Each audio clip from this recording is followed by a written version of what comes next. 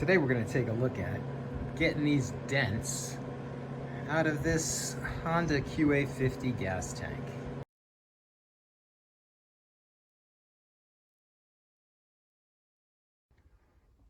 So after trying a couple of different techniques to get the dents out of that tank, including heat and pressing from the inside, I ended up using this stud welder, which is really easy. You weld a couple of studs on, you start from the outside of the dent, you use this slide hammer to pull them out. And then you grind it off when you're done. So as a result of doing that, we got the dents to the point where they're in reasonable shape. Those were tough. If you take a look at the original pictures, there's they're creased in places, which makes it very challenging for somebody who's not a body guy, and that would be me. But the goal was to get the tank back into shape so that I don't have Bondo a ½ inch thick anywhere. So now with a small layer, we will be good to go. This is a great tool. Got this a while back from Harbor Freight. Don't use it often, but when you need it, it's really handy to have. So here's our tank after a couple of rounds of paint remover. That aircraft paint stripper works really well. Struggled up here a little bit where I heated the tank up when I popped the dent. Here's the hole that we're gonna fill a little bit later. So the next thing I'm gonna do is hit this with my Contour SCT, remove a bunch of the paint that's left, scuff it up, and then we're gonna clean this up a bit and prepare to weld that hole shut. Should be pretty easy. Here I'm using my Eastwood Contour SCT to clean up the fuel tank. I've got it strapped down because you really need two hands to use this tool.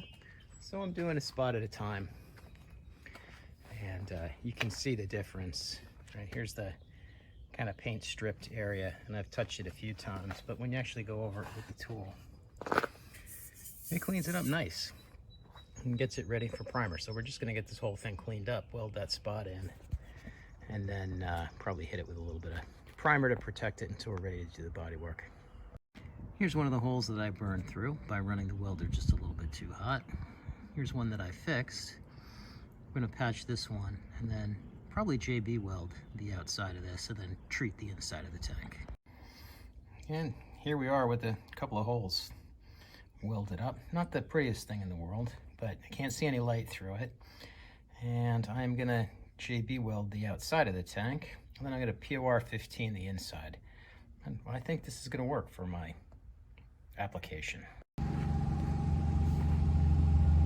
So here we're making a bit of progress on the tank. Got those holes welded in, got some JB weld. Again, we're gonna coat the inside of the tank when we're done.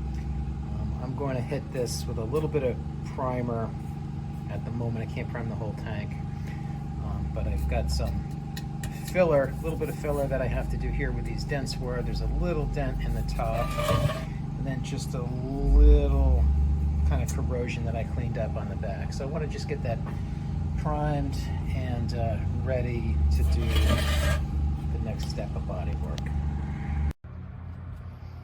So here's our tank. After a little bit of body work, a couple of coats of primer, just getting it ready to recoat the inside before I go any further, and then sand the whole freaking thing down and hit it with the paint. Now, the more you look at it, the more problems you find. So there is something I didn't notice before. Tiny, tiny little dimple. This is not going to be a show paint job. I got to decide how crazy I want to get. We're getting there though.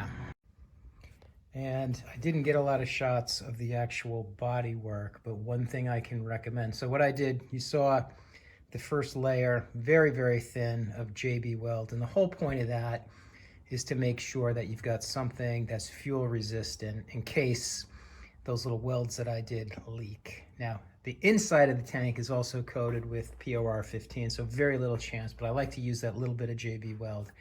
Then regular Bondo is what I used. And then a couple of years ago, learned that, if you're not using a glazing putty on top of the Bondo, you're gonna spend a million years sanding and trying to get it right. This contour putty from Eastwood I've been using lately It works really well. It's a great sandable finish, and it saves you a lot of time. So again, I'm not a body guy, and my body work here hasn't been perfect, but I would highly recommend this in terms of the finishing coat before you get into a primer and paint. You might wonder what the heck I'm doing here, but before I go any further with the paint and the body work, I'm going to reseal the inside of the tank. Now, this is a tank that I had sealed with QA50 probably a half a dozen years ago, just to make sure that if the bike sat for a while, I didn't have to worry about it rusting. The inside was pretty good, and the coating on the inside is fine. I mean, it's been sitting around dry. If you do the application of QA50 correctly, it's fantastic. But in heating the tank up to pull those two dents out, you kind of burn off some of the inside of the coating, and then with the two little holes that I welded shut, you know, you've got really the back side of the weld and it's two tiny pieces of steel on the inside now that want to be protected. So what I'm doing, I've got metal ready from QA50, and this is old but still works fine. They may call it something different now, but basically what this does is it removes a little bit of rust that might have built up in there, and it coats the inside of the tank with zinc phosphate. So I've only got a little bit, and it's only in the front just to coat those new pieces. You let it sit for 15 or 20 minutes, dry it. And then what we're gonna do is use the QA50 tank sealer just up in the front. And I'm also gonna do a little experiment and just see how well QA50 sticks to itself. You know, the other option is burn out the entire liner and redo the whole thing. I just don't think that in this case that's worth doing, and plus I wanted to know if it's fixable. So let's see what happens. All right, to paint the tank, here we are in my super sophisticated spray booth upstairs in my shop. We're gonna do this with spray cans, Colorite paint. Gonna put down a base coat and then the candy orange on top of it, and then I've got the two-part clear that we're gonna finish it with. So let's get that base coat on there, see how it goes. So this is 3 coats of base, which is probably enough or maybe even too much.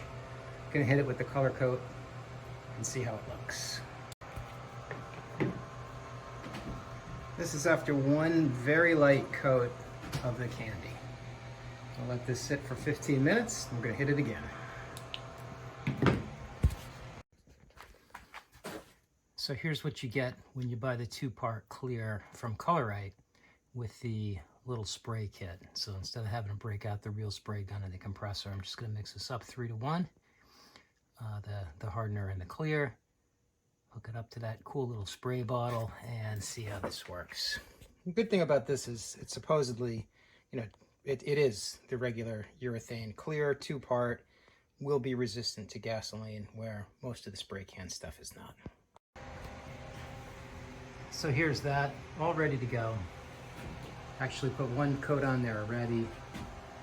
This is my respirator, because even though I'm in a pretty big area, I've got fans on both sides blowing through for ventilation, but you don't want to be breathing this stuff. So make sure you wear your respirator. And let's put on another coat. I took this out in the sun before I cleared it, and it really looks good, so we're getting there. All right, I put 4 coats on there. I barely used any of the product whatsoever. And the one thing I noticed is it goes on a little bit blotchy. You can see there's some little bubbles in there. I'm gonna let this thing sit for about a week, let that cure, hit it with probably 2000 grit paper, buff it out, and then I'm gonna put the decals on, and I'll decide whether or not I wanna clear over those. But right now, the light in here is terrible. Right now, I gotta let it sit and see what it looks like.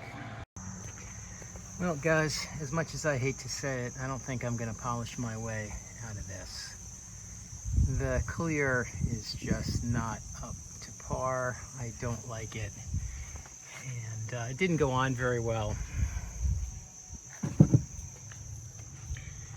Maybe you can see here in the sun, you know, there are areas where it's got some decent coverage and areas where it just didn't cover at all.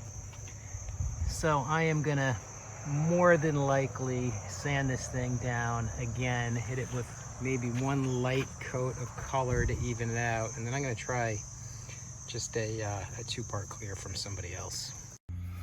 All right, so after being less than satisfied with my Colorite two-part clear, which I think is probably fine, I just think the sprayer is no good. I actually had a can of this 2K Max Clear floating around, unused, so we give that a shot today.